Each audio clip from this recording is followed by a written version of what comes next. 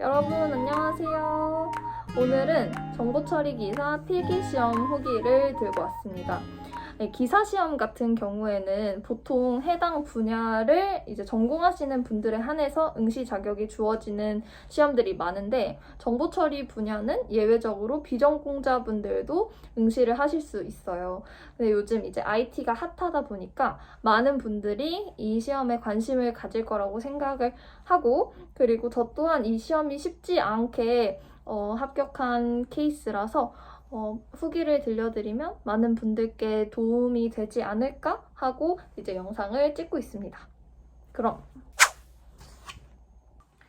정보처리 기사 시험에 대해서 좀 말씀을 드리자면, 이게 저는 2021년 3회차 시험, 그러니까 8월 14일 날 필기시험을 응시를 했는데, 이제 이게 7월에 필기시험 접수를 해서 8월에 필기시험을 치고 9월에 실기시험 접수를 해서 10월에 실기시험을 치면 11월에 최종 결과를 받을 수 있어요. 그래서 좀 오랫동안 공부를 해야 되는 거기 때문에 이쪽 분야에 대해서 공부를 전혀 안 해보신 비전공자분들 같은 경우에는 좀 큰 결심이 필요할 것 같았어요. 저도 완전히 비전공자라서 이 시험을 결심하는 데까지 좀 힘들었고, 또 공부도 쉽지 않더라고요. 네, 그럼 이제 자격 요건에 대해서 말씀을 좀 드려보자면, 정보처리 분야 시험은 앞서 말씀드렸듯이 비전공자도 응시가 가능한 시험이에요. 그래서 큐넷에도 들어가 보시면 모든 학과 응시 가능이라고 적혀져 있어요.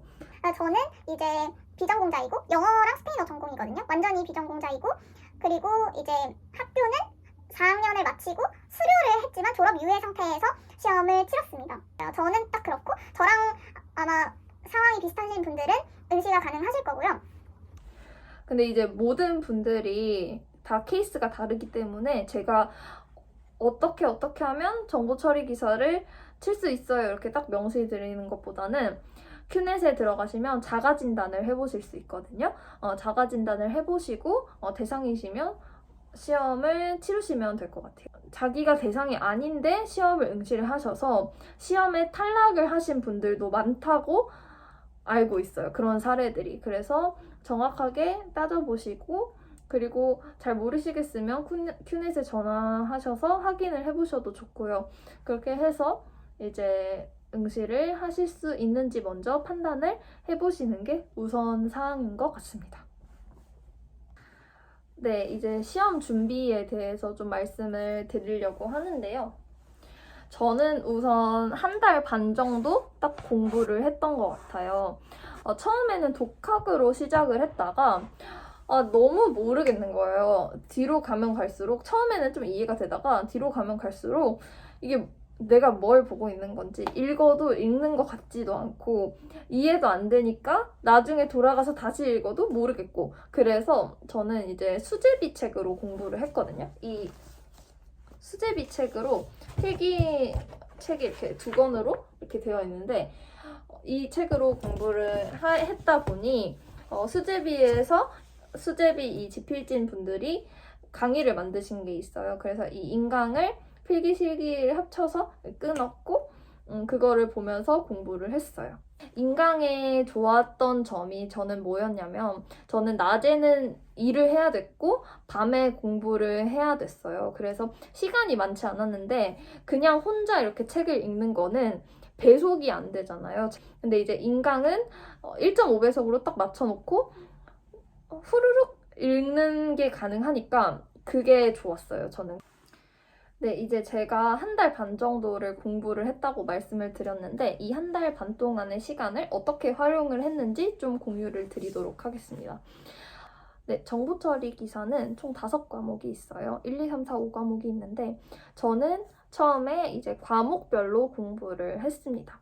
그래서 한 과목을 기준으로 처음에 5일을 잡고 공부를 했는데, 3일 동안에는 인강을 1.5배속으로 들어서 내용을 전반적으로 훑어보고, 4일 차에 그 과목을 공부를 다시 하고 복습을 하고, 5일 차에는 이제 문제를 풀고, 이렇게 해서 한 과목당 5일씩을 투자를 해서 공부를 했어요. 그러면 총 25일이잖아요. 근데 이제 25일 내내 공부를 못 하시는 분들이 계실 수 있으니까 한 달 정도를 잡고 넉넉히 내용 파악을 하는 시간을 가져보셨으면 좋겠어요. 네, 이제 과목별로 5일씩 투자를 해서 공부를 마친 상태에서 저는 5일이라는 시간을 두고 책 전체를 한번 복습을 하는 시간을 가졌어요. 아무래도 과목별로 공부를 할 때는 좀 그 과목에 집중을 했다면 5일 동안 책 전체를 읽을 때는 어느 정도 내용의 흐름을 파악하고 처음에 보면서 못 봤던 부분들 좀 세세하게 좀 더 공부를 하려고 노력을 했던 것 같아요. 네, 이렇게까지 하시면 한 5주 정도가 흘렀다고 보시면 될 것 같아요. 좀 넉넉 잡아서 이제 마지막 일주일 동안은 본격 문제 풀기 시간을 가졌어요. 네, 진짜 문제는 정말 많이 풀면 푸실수록 좋을 것 같아요. 왜냐면 문제가 어떤 식으로, 어떤 유형으로 출제가 되는지 좀 가늠을 해보실 수 있잖아요. 그래서 문제를 일주일 동안 딱 풀어주시면 전반적인 공부 내용이 다 잡히실 거라고 보고 있습니다. 네, 제가 시험 공부하면서 정말 편리하게 사용했던 것 중 하나가 수제비 카페예요. 수제비 네이버 카페가 있는데 거기에 이제 선생님들이 하루에 한 문제씩 이렇게 올려주시거든요. 데일리 문제로. 그래서 그 문제 풀면서 몰랐던 문제는 다시 이런 식으로 댓글을 치시면 나중에 그런 문제들만 모아서 또 보실 수 있거든요. 그래서 이제 수제비 네이버 카페에 가시면 데일리 문제에 제가 다시 이렇게 해놓은 게 엄청 많아요. 그거 보실 수도 있어요. 아무튼 네, 그래서 수제비 카페에서 데일리 문제도 활용하실 수 있고 또 시험 후기들도 엄청 많아요. 그래서 후기들도 저는 많이 보면서 참고를 했고 같은 수험자분들이랑 뭐 이것저것 다 공유하실 수 있기 때문에 되게 저는 수제비 카페 활용 잘 했던 것 같습니다. 네, 이제 시험 접수 방법을 설명을 드리자면 시험 접수는 큐넷 홈페이지에 접속을 하셔서 하실 수 있고 시험 비용은 필기는 19,400원, 실기는 22,600원입니다. 기사시험 3회차 같은 경우에는 7월 12일부터 15일까지 진행이 되었는데 첫날 10시부터 마지막 날 6시까지 시험 접수가 가능하다고 합니다. 저는 첫날에 아무것도 모르고 그냥 오후에 넉넉히 들어가서 그냥 시험 접수를 했는데 이렇게 하시면 좀 원하는 곳에서 시험을 못 보시는 분들도 많다고 해요. 그래서 저는 운 좋게도 원하는 곳에서 시험을 봤지만 10시에 딱 대기해서 딱 들어가서 바로 접수를 하시는 게 가장 안전하다고 합니다. 네, 이제 합격 기준에 대해서 좀 설명을 드리자면 합격은 이제 평균 60점 이상이 되어야 되고 한 과목당 40점 미만이 없어야 돼요. 그래서 과락이 없으시면 합격을 하실 수 있어요. 한 과목당 이제 필기 같은 경우에는 사지선다로 나오고 20문제가 나와요. 그래서 100문제가 있는데 한 문제당 5점이라고 보시면 됩니다. 네, 이제 대망의 시험 후기에 대해서 좀 알려드릴까 합니다. 시험은 저는 오전에 쳤는데 9시까지 입시를 해서 9시 반부터 12시까지 시험을 칠 수 있었어요. 그래서 2시간 반의 시험 시간이 주어졌고 시험 총 시간의 50%가 지나면 퇴실을 할 수 있어요. 그래서 11시가 넘어간 시점에는 거의 대부분 안 남아 계셨어요. 다 퇴실한 상태였고 저는 11시 반 정도까지 시험을 치르고 나왔는데 이게 시험이 생각보다 모의고사보다 너무 어려운 거예요. 실지 시험이 너무 어려워가지고 제가 고민을 좀 많이 했던 그런 기억이 납니다.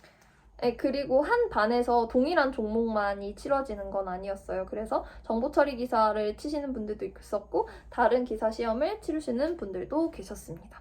그래서 다 같이 친다는 거 알아두시면 좋을 것 같아요.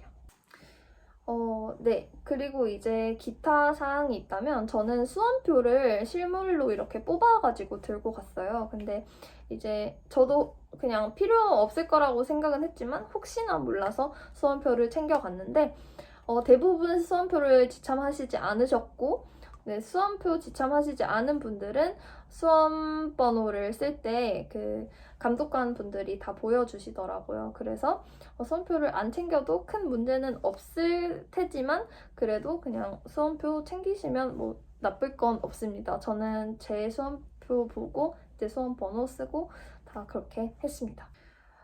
네, 그리고 한 가지 중요한 거 말씀을 드리자면 내가 이 시험에 응시할 수 있다는 자격을 보이는 서류를 큐넷 홈페이지에 제출을 하셔야 되는데 이 서류를 제출할 수 있는 그 기간이 정해져 있어요. 그래서 이 기간 내에 서류를 내지 않으시면 시험에서 시험 점수가 합격 기준을 넘었다고 하더라도 불합격 처리가 될 수 있습니다. 그래서 이 서류는 기간 내에 꼭꼭 제출하시길 바래요.